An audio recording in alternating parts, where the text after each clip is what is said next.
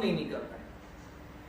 آپ اپنے لباس کی بات کریں, آپ اپنے جوتے چپل کی بات کریں, آپ اپنے مکان کی بات کریں, یا آپ اپنی سواری کی بات کریں, ایک مقصد ہے, آپ اس سے کچھ چاہتے ہیں. جب آپ کو لگتا ہے کہ یہ چیز اپنے مقصد میں کامیاب نہیں, ہم سے ہمارا مقصد اس سے جو تھا وہ حاصل نہیں ہو رہا ہے, تو پھر آپ بھی کیا کرتے ہیں, اپنے آپ کو اس چیز سے دور کر لیتے ہیں یا اپنی زندگی سے اسے نکال کے باہر کر دیتے ہیں. کپڑا بیکار ہو گیا, پرانا ہوا, پھینک دیا. چپل پرانی ہوئی, ٹوٹ گئی, پھینک دیا. گاڑی پرانی ہوئی, یا تو بدل لیا یا تو اس کو چھوڑ دیا. ایک انسان کی زندگی کا یہ مشاہدہ ہے, یہ انسان اپنی زندگی میں دیکھتا ہے کہ جو چیز اپنے مقصد سے جڑی رہتی ہے, مقصد کو پورا کر رہی ہوتی ہے, اس کی اہمیت انسان کی زندگی میں باقی رہتی ہے. یہی بات ہماری اور آپ کی زندگی پر بھی لاگو ہوتی. یہ میری اور آپ کی جو زندگی ہے, اس کی بھی یہی حیثیت ہے. یاد رکھیں کہ جب تک ہم اور آپ اپنی زندگی کے مقصد کو پہچان کر اس مقصد کو پورا کرنے میں لگے رہیں گے, تب تک ہماری بھی قدر و قیمت رہے گی, ہمارا بھی ایک وزن رہے گا, ہماری بھی ایک حیثیت رہے گی, ہمارا بھی ایک مقام رہے گا, ہمارا بھی ایک درجہ رہے گا. اگر ہم نے اپنے مقصد کو نہیں پہچانا یا ہماری زندگی ہمارے مقصد کو پورا کرنے میں نہیں گزر رہی ہے, تو پھر ہمارا بھی کوئی وزن نہیں رہ جاتا, پھر ہماری بھی کوئی حیثیت نہیں رہ جاتی. اس لیے سب سے بنیادی بات جو ہم اور آپ کو ہمیشہ یاد رکھنی چاہیے وہ یہ کہ جس طرح ایک آدمی سفر پہ نکلا ہے, اسے معلوم ہے مجھے ایک مقام پہ پہنچنا, وہ میرا مقصد ہے. راستے میں کتنے ہی اچھے منظر آئے, راستے میں کتنے ہی اچھے مقام آئے, آدمی کیا کرتا ہے, مجھے یہاں رکنا نہیں, اس لیے کہ میں یہاں رکنے کے لیے نہیں آیا ہوں, یہ اچھا ہے, خوبصورت ہے, دیکھنے میں اچھا لگتا ہے, دل چاہتا ہے تھوڑی دیر اور رک جائے, لیکن مجھے پہنچنا اپنے مقصد تک ہے, منزل تک ہے. تو آدمی منزل کو نظر میں رکھتا ہے, تو سفر میں چاہے کتنا ہی آرام ملے, کتنا ہی اچھا نظر آئے, آدمی اپنے آپ کو اپنی منزل سے پہلے روکتا نہیں ہے. آج جو سب سے پہلی بات مجھے آپ حضرات کو یاد دلانی ہے وہ یہ کہ ہماری زندگی جینے کا طریقہ بھی یہی ہونا چاہیے کہ ہم اپنے مقصد کو یاد رکھ کر زندگی گزاریں, ہم اپنے مقصد سے جڑے رہ کر زندگی گزاریں. جس قدر ہم اپنے مقصد سے جڑے رہ کر زندگی گزاریں گے نا, تو مقصد خود بخود ہماری زندگی کے معاملات میں ہمیں کیا کرنا چاہیے, کیا نہیں کرنا چاہیے, یہ طے کر دے گا, یہ ہمیں سکھلا دے گا, بتلا دے گا. یہ ہمارے لیے بہت آسان ہوتا چلا جائے گا. ایک پہلی بات ہے جو مجھے آج آپ کو یاد دلانی ہے, ہمارا مقصد کیا ہے. تو ظاہر بات ہے قرآن مجید میں اللہ نے کہا, اور اہل علم علماء آپ کے سامنے بتاتے ہیں کہ اللہ تعالیٰ نے ہم اور آپ کو اپنی بندگی کے لیے, اللہ کی عبادت کے لیے پیدا فرمایا. اللہ نے کہا وَمَا خَلَقْتُ الْجِنَّ وَالْإِنسَ إِلَّا لِيَعْبُدُونَ, میں نے جنوں کو اور انسانوں کو پیدا کیا ہی اس لیے کہ وہ میری عبادت کر سکیں. ہماری زندگی کا مقصد اصل میں اللہ کی عبادت, اللہ کی بندگی, اللہ تعالیٰ کی توحید ہے, اللہ تعالیٰ ہی کی فرما برداری میں, اللہ تعالیٰ ہی کے حکم کو بجا لانے میں, اللہ تعالیٰ کے دیے ہوئے دین کی پابندی کرنے میں زندگی گزرنا, یہی ہمارا مقصد ہے. یہ جو مقصد ہے اللہ تعالیٰ کی بندگی, اس مقصد کو حاصل کرنے کے لیے, اور ابھی جو بات میں نے کہی با مقصد زندگی گزارنے کے لیے ہمیں جن باتوں پہ محنت کرنے کی ضرورت ہے, ان میں سے ایک بنیادی بات ہے وہ ہے اللہ تعالیٰ کی معرفت اور اللہ تعالیٰ کی پہچان ہمیں ہونی چاہیے. اب میں اگر آپ میں سے کسی سے بھی پوچھوں اللہ تعالیٰ کون ہے, الحمدللہ آپ میں سب مسلمان ہیں, ہم سب کہیں گے کہ اللہ تعالیٰ جس نے ہم کو پیدا کیا, ہم اللہ کو جانتے ہیں, اللہ کو مانتے ہیں, اللہ پر ایمان لاتے ہیں. ہمیں سے ہر ایک آدمی یہ بات کہتا ہے کہ اللہ تعالیٰ تو سب کو معلوم ہے. مسلمان اگر ہے, ہمارے تو بچے بچے کو معلوم ہے اللہ تعالیٰ کون ہے, اللہ تعالیٰ کہاں ہے, تمہیں کھلاتا کون ہے, پلاتا کون ہے, پیدا کرتا کون ہے, یہ اللہ تبارک و تعالیٰ ہے. ایک مسلمان کی حیثیت سے ایک بنیادی درجے کی, یعنی بیسک لیول جسے کہتے ہیں, بنیادی درجے کی معلومات اللہ تعالیٰ کے بارے میں ہماری اور آپ کی زندگی میں پائی جاتی ہے. اسی لیے ہم مسلمان ہیں. اگر یہ علم نہ ہو, اللہ کو نہ پہچانے, اگر اللہ تعالیٰ کے بارے میں معلومات اگر میری اور آپ کی زندگی میں نہ ہو, تو ہم اللہ پر ایمان بھی نہیں لائیں گے اور ہمارے اور آپ کے ایمان کا اعتبار بھی باقی نہیں رہے گا. لیکن بھائیو, آج جو میں آپ کو یاد دلانا چاہتا ہوں وہ یہ کہ دیکھو, ایک وہ درجہ ہے جسے ہم جو ہے بیسک لیول کہتے ہیں, بنیادی درجہ اللہ تعالیٰ کی معرفت کا, اللہ کی پہچان کا, اور اس کے بعد ایک مومن کی زندگی میں اللہ تعالیٰ کی یہ پہچان کا درجہ بڑھتے رہنا چاہیے. ہمیں اللہ تعالیٰ کے بارے میں قرآن میں، احادیث میں اللہ نے، نبی علیہ السلام نے کیا کچھ بتایا، کیا کیا اللہ تعالیٰ نے بتایا ہے اپنے بارے میں، اس کو جاننے، پڑھنے، سیکھنے کی فکر اصل میں ہم اور آپ کو کرنی چاہیے۔ کیوں؟ دیکھو اس دنیا کے اندر انسان کو اللہ تعالیٰ نے کچھ ایسا بنایا ہے کہ جس کو جتنا زیادہ جانتا ہے اتنا ہی اس سے اپنے آپ کو قریب محسوس کرتا ہے۔ یہ انسان کی طبیعت میں اللہ تعالیٰ نے رکھا ہے۔ جس کو جتنا زیادہ آدمی جانتا ہے اتنا ہی زیادہ وہ اس کے قریبی ہوتا ہے، اپنے آپ کو اس سے لگا ہوا محسوس کرتا ہے۔ یہ انسان کی طبیعت میں اللہ تعالیٰ نے رکھی ہے یہ چیز۔ اور اللہ تعالیٰ چاہتا یہ ہے کہ جتنی باتیں اللہ نے اپنے بارے میں قرآن میں بتائی ہیں، نبی علیہ السلام نے جتنی باتیں بتائی ہیں، اتنی ہی باتوں کی جانکاری مجھے اور آپ کو اللہ تعالیٰ کے بارے میں معلوم ہونی چاہیے، وہ جانکاری حاصل ہونی چاہیے۔ اور جس درجے کی اللہ تعالیٰ کی معرفت اور پہچان ہمیں حاصل ہوگی، جس قدر زیادہ اللہ تعالیٰ کو ہم اور آپ جانیں گے، اتنا ہی زیادہ اللہ کی محبت ہمارے دلوں میں پیدا ہوگی۔ ہم اللہ سے محبت کریں گے جتنا اسے جانیں گے۔ یعنی اللہ تعالیٰ کی ذات، اللہ کی صفات اتنی عظیم ہے کہ جتنا ان کے بارے میں جانیں گے، ان صفات کے بارے میں، ان اسماء کے بارے میں، اللہ سے اتنا ہی زیادہ نزدیکی کا احساس پیدا ہوگا، اتنا ہی زیادہ محبت کا احساس ہمارے دل کے اندر پیدا ہوگا۔ اللہ تعالیٰ کی محبت بڑھے گی اور اللہ تعالیٰ کا ڈر بھی ہمارے اور آپ کے دل میں اسی وقت پورا پیدا ہوگا جب اللہ تعالیٰ کے بارے میں پوری معلومات ہمارے اور آپ کے دل و دماغ کے اندر ہوں۔ ہم جس قدر زیادہ اللہ تعالیٰ کو جانیں گے، اللہ سے صبح و شام کا جو ہمارا رشتہ ہے نا، عبادت کا، بندگی کا، اللہ تعالیٰ سے جو ہمارا رشتہ تعلق ہے، یہ رشتہ بھی اتنا ہی زیادہ گہرا ہوتا جائے گا اور بڑھتا جائے گا، اتنا ہی زیادہ تعلق ہمارا اور آپ کا بڑھتا جائے گا۔ دیکھو میں ایک مثال آپ کے سامنے دیتا ہوں۔ پیارے نبی صلی اللہ علیہ وسلم نے نماز کے بارے میں یہ بات بیان فرمائی کہ بندہ جب نماز میں کھڑا ہوتا ہے فَإِنَّمَا يُنَاجِي رَبَّهُ، تو بندہ اپنے رب سے سرگوشی کرتا ہے۔ بندہ نماز میں جب کھڑا ہوتا ہے اپنے رب سے سرگوشی کرتا ہے، یعنی اللہ تعالیٰ کے سامنے اپنی باتیں رکھتا ہے، اللہ کو سنا رہا ہے وہ۔ اور حدیث میں اللہ کے نبی صلی اللہ علیہ وسلم نے کہا جب بندہ الحمدللہ رب العالمین کہتا ہے تو اللہ تعالیٰ کہتا ہے حمیدنی عبدی، میرے بندے نے میری تعریف کی۔ بندہ کہتا ہے الرحمن الرحیم تو اللہ تبارک و تعالیٰ کہتا ہے مدحنی عبدی مجدنی عبدی۔ ایک آیت کے جواب میں اللہ تعالیٰ بندے کے ساتھ وہ ایک طرح کی گفتگو کرتا ہے۔ یہ حدیث اللہ کے نبی صلی اللہ علیہ وسلم نے بتائی۔ لیکن آج آپ سے میں ایک بات پوچھنا چاہتا ہوں، کیا نماز میں پڑے کھڑے ہوتے ہیں تو ہمارے اور آپ کی نماز میں کھڑے ہونے میں وہ شوق ہے، وہ شوق ہمارے اندر پیدا ہوتا ہے کہ ہم اللہ تعالیٰ کے سامنے کھڑے ہو رہے ہیں؟ کیا ہمارے اور آپ کے دل میں وہ خوف پیدا ہوتا ہے کہ اللہ کے سامنے کھڑے ہو رہے ہیں؟ میں یہ نہیں کہہ رہا ہوں کہ نہیں ہوتا، ہوتا ہے۔ الحمدللہ مسلمان ہیں، نماز کے لیے کھڑے ہوتے ہیں تو اسی احساس کے ساتھ کھڑے ہوتے ہیں کہ اللہ کی عبادت کے لیے کھڑے ہو رہے ہیں، سجدہ اس کے لیے کر رہے ہیں، رکوع اس کے لیے کر رہے ہیں، قرآن کی تلاوت اس کے لیے کر رہے ہیں۔ لیکن جو کیفیت ہونی چاہیے، جو احساس گہرا ہونا چاہیے، کیا وہ کیفیت ہمارے اور آپ کے اندر پیدا ہوتی ہے؟ ہم اپنے حال کو جانتے ہیں، ہمیں سے ہر آدمی اپنی نماز کی کیفیت کو جانتے ہیں، ہم دوسروں کے بارے میں نہیں کہہ سکتے، لیکن اپنی نماز کے بارے میں، اپنی عبادت کے بارے میں ہم سب کو تو پتا ہے نا۔ اب آپ آؤ دیکھو، یہی نماز جب نبی علیہ السلام پڑھتے ہیں تو کیا تھی؟ اللہ کے نبی صلی اللہ علیہ وسلم کے بارے میں سنن ابی داؤد کی روایت ہے کہ اللہ کے نبی صلی اللہ علیہ وسلم صحابہ سے یہ کہتے تھے، حضرت بلال سے یہ کہتے تھے کہ یا بلال اقیم الصلاۃ ارحنا بها، اے بلال نماز کے لیے اذان کہو، اقامت کہو اور اس کے ذریعے ہمیں راحت پہنچاؤ، ہمیں سکون پہنچاؤ۔ فرق کہاں ہے؟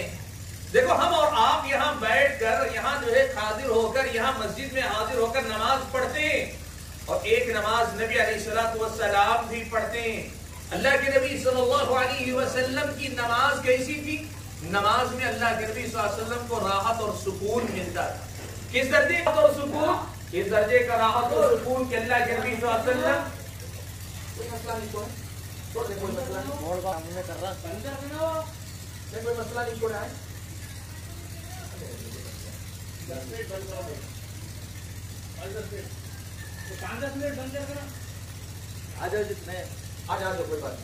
کوئی مسئلہ نہیں، کوئی بات نہیں، کاروبار کر رہے ہیں ہم، اپنا کاروبار کر رہے ہیں۔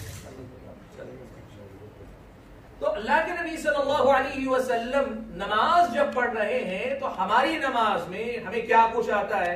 کاروبار کے خیالات آتے ہیں، نماز کب ختم ہوگی، کبھی سجدہ ذرا لمبا ہو گیا، رکوع ذرا لمبا ہو گیا، بے چینی رہتی ہے، پریشانی، ہمیں نماز میں اتنی نہیں ملتی۔ وجہ کیا ہے؟ فرق کیا ہے اصل میں؟ یہ فرق اصل میں اللہ تعالیٰ کی معرفت کا ہے، اور جب اللہ تعالیٰ کی معرفت اور پہچان حاصل ہو جائے تو پھر اسی جذبے کے ساتھ وہاں اللہ تعالیٰ کی عبادت کرنے کا معاملہ ہے۔ نبی علیہ السلام اللہ کے بارے میں سب سے زیادہ جاننے والے، اللہ کے نبی سے زیادہ تو کوئی جان نہیں سکتا، اور جب اللہ کے نبی اس درجے تک اللہ تعالیٰ کو جانتے تو اللہ کے نبی کی ایک ایک حرکت نماز کی اسی احساس کے ساتھ ہے، اسی شعور کے ساتھ ہے، اسی جو ہے پورے حاضری کے ساتھ، دل و دماغ کی حاضری کے ساتھ ہے کہ نماز اتنی زیادہ اللہ کے نبی کے لیے سکون کا باعث ہے، راحت کا باعث ہے، اطمینان کا باعث ہے۔ اللہ کے نبی کو نماز میں مزہ آتا ہے، اللہ کے نبی سکون محسوس کرتے ہیں۔ میں یہ آج آپ کے سامنے کہنا چاہ رہا ہوں، کیوں کہنا چاہ رہا ہوں؟ دیکھیے اللہ کے فضل و کرم سے ہم سب مسلمان ہیں تو اللہ تعالیٰ کے بارے میں ہم جانتے ہیں، لیکن ہماری اور آپ کی زندگی میں ایمان گہرا نہیں ہو پاتا، مضبوط نہیں ہو پاتا، ہم اور آپ زیادہ اور اچھے مسلمان نہیں ہو پاتے۔ وجہ کیا؟ اللہ کے بارے میں زیادہ کچھ جانتے نہیں ہیں، تفصیل زیادہ نہیں معلوم ہے، جو قرآن میں اللہ نے بیان کی، جو سنت میں اللہ کے نبی نے بیان کی، یہ باتیں ہم اور آپ کما حقہ نہیں جانتے۔ اور جب انسان اللہ تعالیٰ کو کما حقہ نہیں جانتا تو اللہ تعالیٰ کے کما حقہ قدر بھی نہیں کرتا، اللہ کی بندگی بھی نہیں کرتا، اللہ سے اس کا رشتہ بھی ویسے مضبوط نہیں ہو پاتا۔ یہ بات قرآن مجید میں اللہ تعالیٰ نے کئی مقامات پر بیان کی ہے کہ اصل میں اللہ تعالیٰ سے تعلق جن کا ٹوٹتا ہے نا، ان کا بنیادی مرض یہ ہے کہ وہ جاہل ہوتے، یعنی لا علم ہوتے ہیں، ناواقف ہوتے ہیں۔ ان کو اللہ تعالیٰ کے بارے میں کما حقہ علم نہیں ہوتا، جتنا علم اللہ نے دیا اس علم کا ان کے پاس کوئی ذخیرہ نہیں، کوئی چیز ان کے پاس نہیں ہوتی، اللہ کے بارے میں زیادہ وہ نہیں جانتے۔ قرآن مجید میں اللہ تبارک و تعالیٰ نے اسی لیے مشرک کو، جو اللہ تعالیٰ کے ساتھ شرک کرتا ہے، اسے اللہ تعالیٰ نے جاہل کہا، اللہ نے اسے جاہل کہا۔ کیوں اسے جاہل کہا؟ آپ جانتے ہیں شرک کرنے والے لوگ جو ہے بڑے بڑے پڑھے لکھے لوگ ہوتے ہیں۔ آج آپ دیکھیں جتنے غیر مسلم ہیں وہ سب ان پڑھ جاہل ہیں نہیں، اچھے خاصے ایجوکیٹڈ لوگ ہیں، لکھنا جانتے ہیں، پڑھنا جانتے ہیں۔ ہمارے اپنے مسلمانوں کے اندر بھی جو شرک میں مبتلا ہیں ان میں سے بھی بہت سارے بڑی بڑی ڈگریوں کے رکھنے والے، بہت سارے پڑھے لکھے اچھے خاصے جو ہے دنیا کی ساری باتیں جانتے ہیں، لیکن اس کے باوجود اللہ تعالیٰ نے کہا شرک کرنے والوں کو جاہل ہے۔ کہا اللہ نے قل افغیر اللہ تأمرونی اعبد ایھا الجاہلون، اے جاہلو کیا تم مجھے اس بات کی، اللہ کے نبی کو اللہ نے مخاطب کر کے کہا کہ اللہ کے نبی آپ ان سے کہیے کہ جاہلو، اے نادانو، اے ناواقف لوگو، کیا تم لوگ مجھے اس بات کی دعوت دیتے ہو کہ اللہ کے علاوہ غیر اللہ کی میں عبادت کروں؟ کیوں اللہ تعالیٰ نے ان کو جاہل کہا؟ اس لیے کہ وہ ساری دنیا کو جانتے لیکن اللہ تعالیٰ کو کما حقہ نہیں جانتے، جیسے اللہ نے تعارف کروایا ہے۔ اگر وہ اللہ تعالیٰ کو صحیح سے جانتے تو کبھی اللہ تعالیٰ کو چھوڑ کر غیر اللہ تک کبھی وہ نہیں جاتے، غیر اللہ تک کبھی وہ نہیں جانتے۔ جو اللہ کو جانے گا، جو اللہ کو پہچانے گا، اس کے لیے تو سب کچھ اللہ ہی اللہ ہوگا، اللہ کے علاوہ کچھ نہیں ہوگا۔ اس کی ساری زندگی صبح و شام سب اللہ ہی کے لیے ہوگی، اس کے علاوہ اور کچھ نہیں۔ اللہ نے کہا نا قل ان صلاتي ونسكي ومحياي ومماتي لله رب العالمین، اللہ کے نبی آپ کہیے ان صلاتی، میری نماز، ونسکی، میری قربانی، ومحیاي ومماتی، میری زندگی اور میری موت، للہ رب العالمین، اللہ ہی کے لیے جو تمام جہانوں کا پروردگار ہے، پالنہار ہے۔ یہ کیسے یہ جذبہ آدمی کے اندر آتا ہے؟ جب اللہ تعالیٰ کی پہچان آدمی کے اندر آتی ہے، جب اللہ تعالیٰ کی معرفت اسے حاصل ہوتی ہے، اللہ تعالیٰ کی پہچان اسے حاصل ہو۔ تو شرک آدمی کب کرتا ہے؟ جب اللہ تعالیٰ کو کما حقہ نہیں پہچانتا ہے۔ دیکھو میں آپ کو ایک چیز بتاؤں، آپ نے دیکھا ہوگا، آپ کو خود بھی تجربہ ہو سکتا ہے، ہمارے مسلمانوں کی بعض مساجد میں آپ دیکھتے ہیں صبح شام اولیاء کی کرامتوں کا تذکرہ ہوتا ہے، اولیاء کی کرامتیں بیان کی جاتی ہیں۔ بعض مسالک کی جو مسجدیں ہوتی ہیں ان میں آپ سنتے ہیں صبح سے شام تک ان کی کرامتیں، ان کے کرامتیں، ان کے قصے، ان کی کہانیاں۔ نتیجہ کیا ہے معلوم آپ کو؟ اس کا نتیجہ یہ ہے کہ ان لوگوں کے پاس دنیا میں ہر چیز قابل برداشت ہوتی ہے، لیکن اولیاء اللہ کے بارے میں اگر کوئی آدمی ذرا بھی بات کر دے تو مرنے مارنے کے لیے تیار ہو جائے۔ سبب کیا ہے؟ صبح شام جب اولیاء کے بارے میں، یہ نہیں کہ صحیح کتنا ہے غلط کتنا ہے، وہ بات کی بات، میں صرف ایک بات آپ کو بتانا چاہ رہا ہوں، جب صبح شام ان کو اولیاء کے نام پر اولیاء کی فضیلتیں، اولیاء کی کرامتیں، اولیاء کے قصے، اولیاء ہی کی باتیں، ان کے مقامات اور ان کے بارے میں صحیح غلط جو بھی قصے، یہ جب بار بار سنائے جاتے ہیں، ان کی زندگی میں آپ دیکھیں صرف اولیاء اللہ کا ہی تذکرہ آپ کو ملے گا، اس کے علاوہ اور کچھ آپ کو نہیں ملے گا۔ وجہ کیا ہے؟ انہوں نے اولیاء اللہ کے بارے میں زیادہ سنا، اور جو سنا، جو جانا، جو پہچانا، اس کے نتیجے میں ان کو لگتا ہے کہ زندگی میں سب سے اہم چیز کیا ہے؟ اولیاء اللہ سے جڑ جانا، اولیاء اللہ کو پکڑ لینا، صحیح کیا غلط کیا یہ بات نہیں، لیکن جب ان کو صبح شام یہی پڑھایا گیا تو اسی کے ہو کر رہ گئے۔ اسی کا نتیجہ دیکھو آپ، ان کی جو ہے مزاروں پہ حاضری، مثال کے طور پر جمعرات کی حاضری ہے، فلاں کی حاضری ہے، وہ کبھی چھوٹتی نہیں ہے، پابندی سے وہ حاضری ہوتی، لیکن اللہ تعالیٰ کی عبادت کے لیے جمعہ میں کب آتے ہیں؟ جمعہ میں آتے ہیں، اور جمعہ میں بھی اس وقت جب نماز ختم ہونے والی ہوتی ہے۔ وجہ کیا ہے؟ وجہ یہ ہے کہ ان بندوں کو اللہ تعالیٰ کے بارے میں جتنا پڑھانا تھا، جتنا بتانا تھا، جتنا سکھانا تھا، نہیں سکھایا گیا۔ جب اولیاء اللہ کا ہی تذکرہ زیادہ ہوگا تو انسان کے ذہن میں سب سے بڑی چیز کیا ہوگی؟ وہی ہوگی۔ آپ اگر اسے پوچھیں کہ اللہ بڑا کہ اولیاء اللہ بڑا، نعوذ باللہ، اللہ سے بڑا کون ہو سکتا ہے؟ وہ بالکل مسلمان کے انداز میں بولے گا، بالکل آپ، اللہ سے بڑا کوئی نہیں ہو سکتا۔ لیکن ذکر ہوتا ہے، تذکرہ ہوتا ہے، بار بار چرچا ہوتی، اولیاء اللہ ہی کی بات ہوتی رہی صبح و شام، تو آدمی کی زندگی میں سب سے اہم معاملہ کیا رہتا ہے؟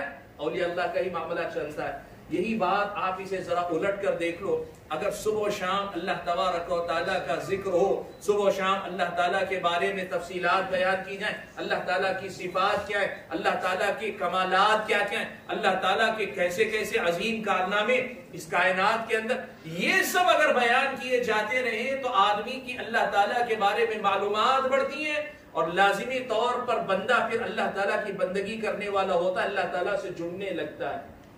میں بتانا کیا چاہتا ہوں، میں آپ کو یہ پیغام دینا چاہتا ہوں کہ دیکھو، آپ لوگ بہت زیادہ جو ہے دنیا دیکھیں ہو نہ دیکھیں ہو، آپ بہت زیادہ پڑھے لکھے ہو کہ نہ لکھے ہو، لیکن قرآن میں اللہ تعالیٰ نے اپنے بارے میں کیا کچھ بیان کیا، اپنے بارے میں کیا کیا چیزیں بیان کی، ان باتوں کو پڑھو، ان کا معنی سمجھو، ان کا مطلب سمجھو جہاں تک ہو سکے۔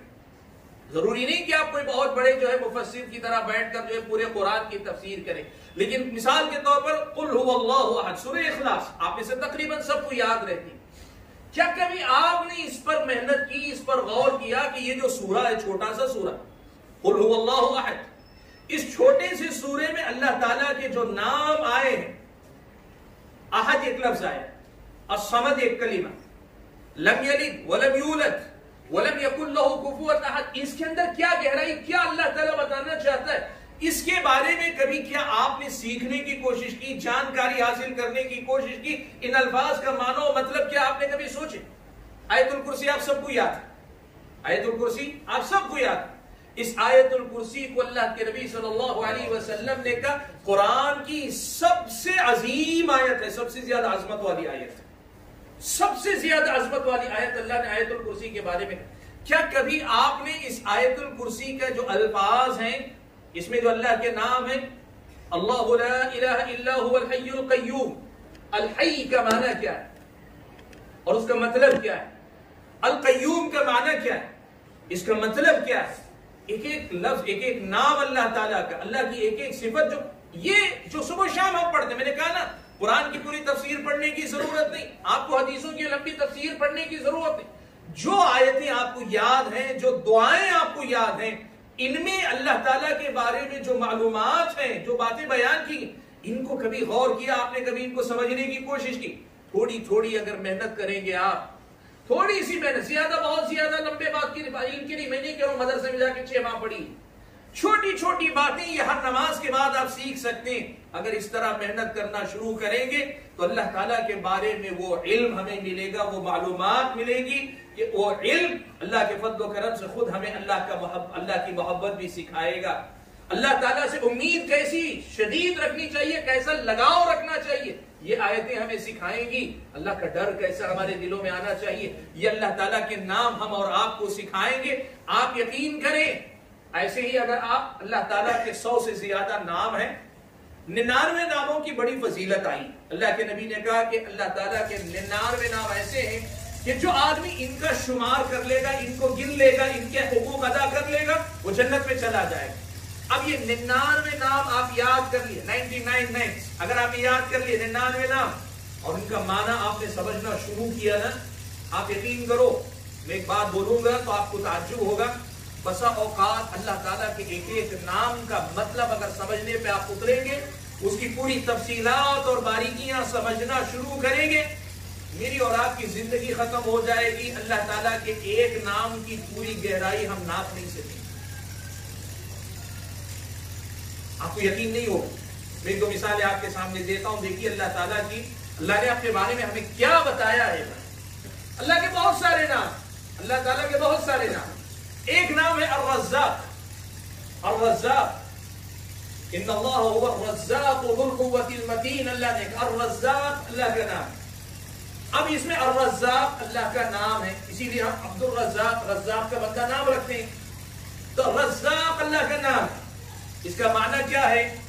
معنی اگر ترجمے کی حد تک اگر دیکھیں گے بہت آسان ہے، رزق دینے والا، یہاں تک تو ہم سب پڑھ لیتے ہیں، ایک بہت آسان 2 منٹ کا کام، الرزاق نام ہے، یاد ہو گیا، رزق دینے والا اس کا معنی ہے، سمجھ میں آ گیا، یہ ہے بنیادی۔ اب اس کے بعد اصل میں جو میں نے کہا نا کہ ہمیں بڑھنا چاہیے، ہمارا علم بڑھتے رہنا چاہیے، ذرا آپ کبھی اس مسئلے پر غور کر کے دیکھیں، بھئی ساری کائنات کو رزق کون دیتا ہے؟ صرف اللہ تعالیٰ دے، اللہ کے علاوہ کوئی اور رزق دینے والا نہیں۔ قرآن میں اللہ نے یہ کئی جگہ پہ بار بار مختلف آیتوں میں بیان کیا کہ اللہ ہی رزق دیتا ہے، کہ اللہ کے علاوہ دنیا میں کوئی رزق دینے والا ہے نہیں ہے، یہ اللہ تعالیٰ اللہ ہی رزق دینے والا۔ اب آپ کو ایک دعوت ہے، ایک آپ کو جو ایک میسیج آپ کو دینا، ایک پیغام دینا، آج سے آپ شروع کیجئے صرف اس مسئلے پہ جو ہے جائزہ لینا دنیا میں کہ اللہ تعالیٰ کس کس کو رزق دیتا ہے اور کیسے رزق دیتا ہے۔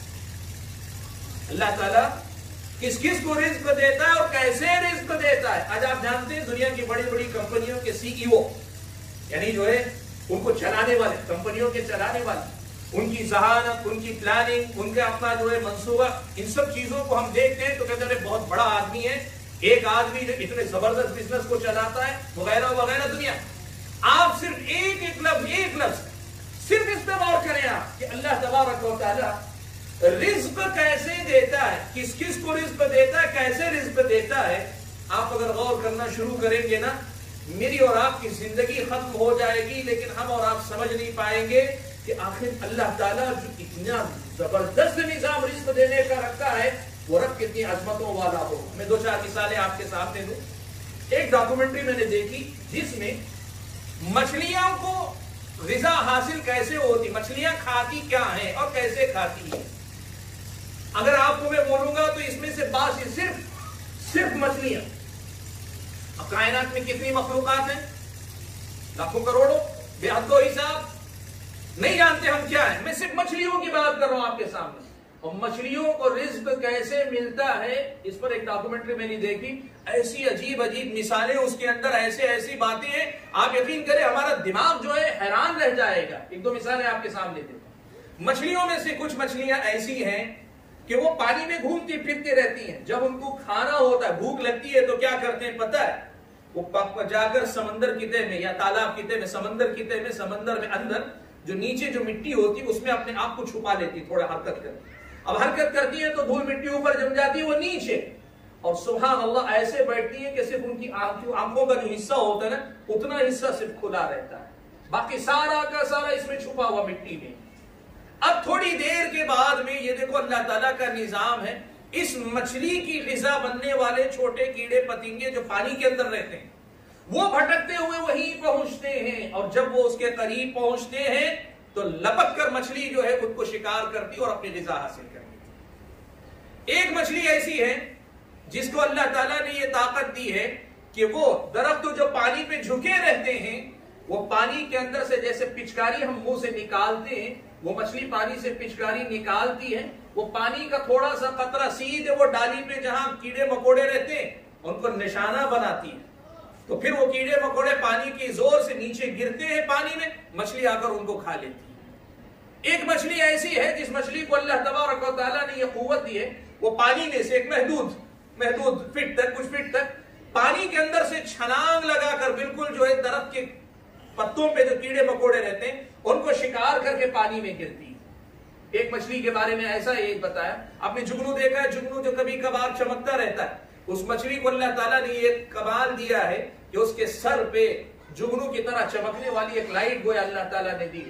عام حالات میں کچھ نہیں، وہ مچھلی نارمل مچھلی کی طرح گھومتی، جب بھوک لگتی ہے تو وہ تہ میں جا کر بیٹھ جاتی ہے اور اس کی لائٹ جلنے لگتی ہے۔ یہ کہانی نہیں سنا رہا ہوں، یہ سائنٹیفک آپ دیکھیں، سائنس کی دنیا کی تحقیقات آج ہے ہمارے سامنے۔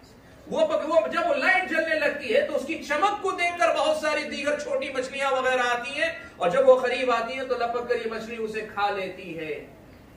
ایسی ایسی مثالیں آپ دیکھیں کہ اللہ تعالیٰ نے مچھلیوں کو کی غذا کے سلسلے میں رکھی، اور بڑی بڑی مچھلیوں کا تو آپ کو پتہ ہی ہے، بڑی جو مچھلیاں ہوتی چھوٹی مچھلیوں کو شکار کرتی ہیں، اتنی ساری اگر آپ باریکیاں دیکھتے جائیں تو آپ اپنی زبان سے کہنے پہ مجبور ہوں گے کہ رزاق تو وہی ہے، یہ بس اسی کے بس کی بات ہے کہ ان سب کو کھلاتا پھلاتا ہے، سب کو کھلاتا ہے۔ اب آپ دیکھو معمولی سے کیڑے مکوڑے گھومتے ہیں، اللہ ان کو بھی رزق دیتا ہے، کبھی فرصت ہو تو صرف ان کا آپ پیچھا کر کے دیکھو یہ کہاں کہاں جاتی ہیں، کیسے کیسے اپنا رزق نکالتی ہیں۔ کبھی آپ کے گھر کے مکان میں اگر چونٹیاں آ جاتی ہیں، بھگانے سے پہلے 2 منٹ بیٹھ کے غور کر لو، ایسا اللہ تعالیٰ رزق دینے کا نظام ان کا رکھا ہے کہ آپ حیران رہ جائیں گے، سبحان اللہ۔ ایسے اگر آپ اللہ تعالیٰ کے ایک ایک نام کو یہ میں نے کہا رزق، اور رزق میں صرف مچھلیوں کا ذکر کر رہا ہوں، ورنہ اگر آپ دنیا کے اندر دیکھتے جائیں گے کروڑوں کی مخلوقات ہیں، ہر مخلوق کی غذا الگ ہے، ہر مخلوق کو غذا دینے کا نظام الگ ہے۔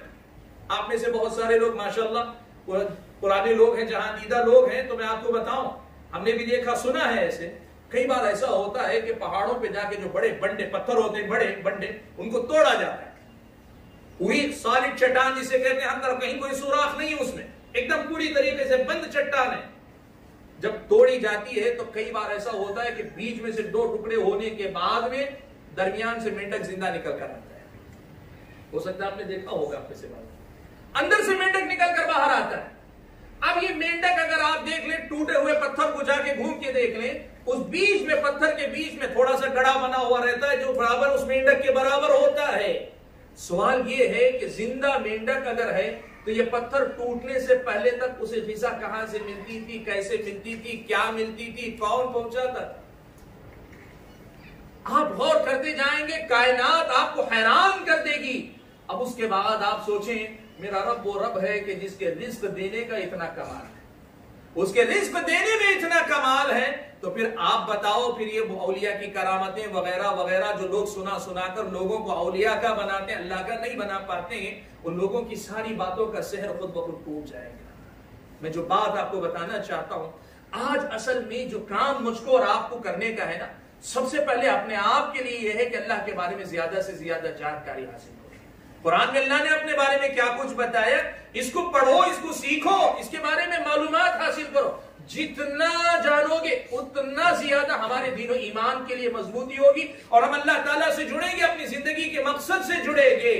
اور اس کے ساتھ ساتھ یہ بھی ہوگا کہ آج دنیا والوں کو، آج ہمارے سامنے کتاب و سنت کی دعوت نہیں قبول کرنے والے بھٹکے ہوئے جو ہے غیر مسلم کافروں مشرکوں سے لے کر مسلمانوں کے دائرے کے اندر بہت سارے لوگ بھٹکے ہوئے، ان سب لوگوں پر جا کر اگر اللہ تعالیٰ کی اس توحید کا تفصیل سے تذکرہ کر کے آپ بتاؤ کہ ہم دعوت یہ دے رہے ہیں کہ اس رب کو پہچان کر اس کے بندے بن جاؤ، تو آپ کی دعوت بڑی آسانی سے کامیاب ہو۔ آپ کو پتا ہے اس وقت اس ملک کے لوگوں کا بڑا مسئلہ یہ ہے، یہاں کے غیر مسلموں کا بھی مسئلہ یہ ہے کہ وہ اللہ تعالیٰ کو نہیں جانتے۔ آپ یقین کریں وہ نہیں جانتے۔ ہاں موٹی موٹی بات جانتے ہوں کہ اللہ کا مطلب مسلمانوں کا خدا، یا کوئی غیر مسلم کہتا ہوگا کہ اللہ ہمارا تمہارا سب کا خود، اتنی ہی بات۔ لیکن یہ جو بات میں نے کہی، اللہ نے اپنے بارے میں قرآن میں کیا کچھ بتایا ہے، احادیث میں کیا کچھ بتایا، ان باتوں کا تذکرہ اللہ کے سامنے کر، اللہ تعالیٰ کا تذکرہ اللہ کے بندوں کے سامنے کر کے آپ کہیں کہ اللہ نے ہمیں پیدا کیا اس رب کی بندگی کے لیے، اس معبود کی بندگی کے لیے،